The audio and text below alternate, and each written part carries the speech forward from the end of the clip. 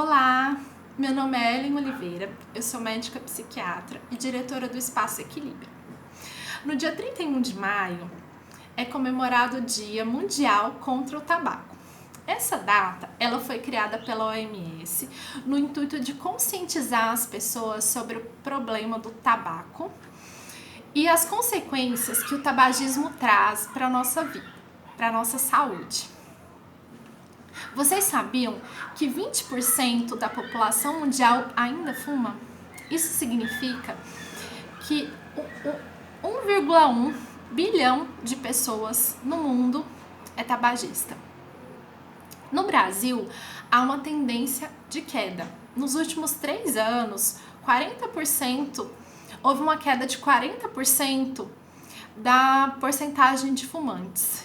Isso se deve à mudança da legislação em relação às campanhas publicitárias, com a maior conscientização das pessoas sobre as consequências do tabagismo, e algumas campanhas de saúde estimulando o tratamento das pessoas. Mais ainda, há 10% de pessoas tabagistas, cerca de 10% de pessoas tabagistas no Brasil. Se a gente pensar, 10% não é muito comparado com a média mundial, mas 10% significam 20 milhões de brasileiros que ainda fumam. E por que é tão difícil parar de fumar? Mesmo sabendo já de todas as consequências, tendo consciência das consequências do tabagismo para a nossa saúde, que são sempre faladas nas campanhas, por que é tão difícil interromper esse comportamento? Para entender isso, é importante a gente entender o conceito de dependência. Então, o tabagismo é a dependência de nicotina. E o que seria a dependência? Dependência ocorre quando o nosso organismo ele desenvolve a tolerância, a abstinência e a fissura. Isso quer dizer o quê? O que significam então essas palavras? A fissura é quando há essa vontade incontrolável de fumar. É quando o tabagista ele sente o cheirinho de café e dá uma vontade, sente aquela vontade de fumar. A tolerância é quando você precisa fumar cada vez mais cigarros para ter aquela mesma sensação. Começa com meio maço, depois vai para um maço por dia, depois vai para 2, 3, até 4, para ter a mesma sensação, de vigor, frescor, tranquilidade, dependendo do que cada um sente quando fuma. E a abstinência são aqueles sintomas que a pessoa tem quando para de fumar. E no cigarro, esses sintomas são muito rápidos. Um dia sem fumar, às vezes horas sem fumar, a pessoa já sente.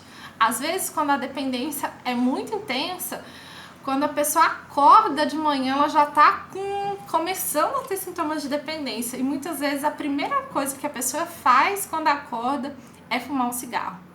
Então pode ser irritabilidade, dor de cabeça, ansiedade, às vezes até o contrário, às vezes até uma sensação de estar meio com o humor para baixo, meio cansado, meio apático, porque a nicotina ela dá uma sensação de vigor, ela tira o apetite, ela dá uma sensação de alerta, de bem-estar, E aí, o que é possível a gente fazer nesse cenário, E por que é tão difícil interromper esse comportamento diante disso?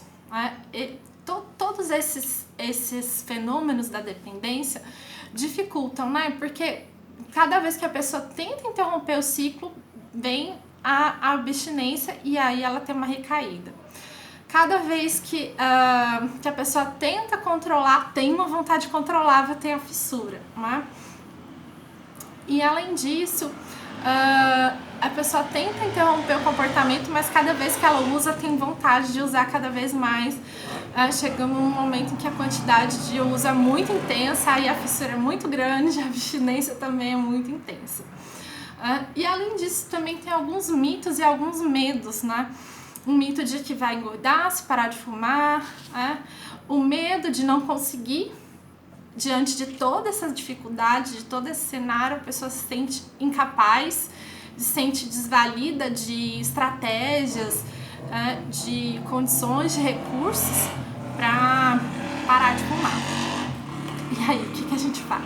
Como que a gente pode ajudar diante disso, né? Por isso é importante procurar a ajuda de um profissional, né? De um psiquiatra, de um psicólogo. Porque o profissional, ele vai conseguir identificar todo esse cenário, ele vai conseguir identificar se o seu problema é que a fissura é muito intensa, se o seu problema é que a abstinência é muito intensa, se o seu problema, na verdade, porque você fuma, porque lá no fundo, lá debaixo dessa cortina de fumaça mesmo, você tem uma ansiedade, você tem uma depressão, você tem algum outro problema e precisa tratar isso, né? Porque talvez é por isso que você sente muita fome, por isso que come muito, é isso que vai que talvez aumente o seu apetite, e não a falta do cigarro em si. Então a gente pode tratar isso ou com terapia, ou com medicação, ou com as duas coisas, né? E a gente tem recursos também, a gente tem recursos terapêuticos, recursos medicamentosos também para ajudar a controlar a fissura, para ajudar a controlar a abstinência. Também a gente tem hoje em dia os repositores de nicotina, eles podem ser utilizados como goma, como chiclete, eles podem ser utilizados como adesivo, como pastilha, mas muito importante, esses repositores eles não podem ser utilizados sem orientação médica. Porque quando a pessoa fuma e ainda usa o repositor, ela pode se intoxicar com a nicotina. E a intoxicação por nicotina ela pode ser grave, ela pode comprometer o coração, ela pode sobrecarregar o coração, ela pode aumentar a pressão arterial, então ela pode deixar a pessoa mais vulnerável a ter complicações cardíacas, complicações cardiovasculares, então tem que ser com orientação médica. Apesar de te encontrar com facilidade na farmácia, mas não, existe um protocolo de prescrição que a gente tem que seguir para que não haja essa intoxicação, tá? Então, além disso, além desse arsenal medicamentoso, a gente também pode, e a gente faz isso sempre, a gente instrumentaliza o paciente para que ele se sinta capacitado, para que ele se sinta em condições de enfrentar todo esse processo, porque muitas vezes o paciente ele desiste porque ele sente que ele não tem recursos para lidar, por exemplo, com a abstinência, para lidar com a fissura. Então, junto no processo de terapia, durante as consultas, a gente desenvolve junto com o paciente recursos para ele lidar com as situações de fissura, com as situações de abstinência. Ele vai dentro do repertório dele, ele vai encontrar ali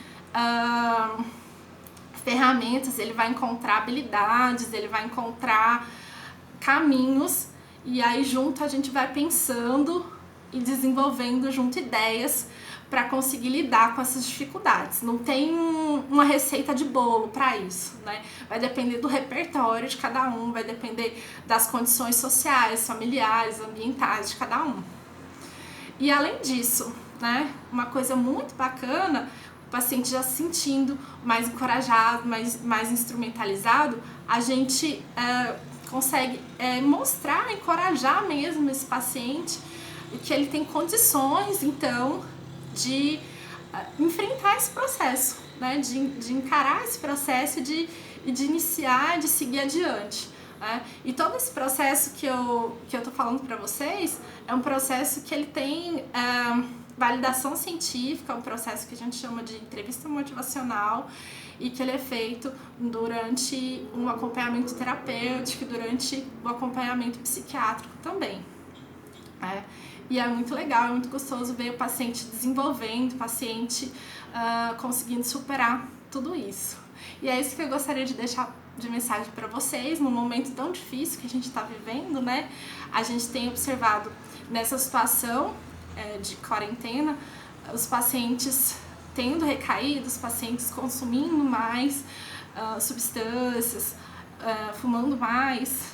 Eu gostaria de deixar essa mensagem para vocês de que é possível superar, de que é possível encontrar recursos, sim, é possível encontrar recursos medicamentosos, é possível encontrar recursos terapêuticos, é possível encontrar estratégias e superar essa dificuldade e parar de fumar, parar de usar substâncias, né? E aí lutar contra o tabagismo.